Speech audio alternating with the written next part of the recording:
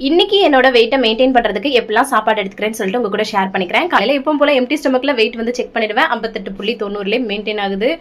எப்படியாவது கொஞ்சம் குறைச்சிடணும். அதுக்கப்புறமா எம்டி ஸ்டொமக்ல வந்து பாத்தீங்கன்னா நான் வார்ம் வாட்டர் இன்னைக்கு வந்து குடிக்கல. சண்டேன்றனால கொஞ்சம் லேட்டா தான் எழுந்திரிச்சோம். பப்பாளி வந்து கொஞ்சம் நிறையவே சாப்பிட்டேன்.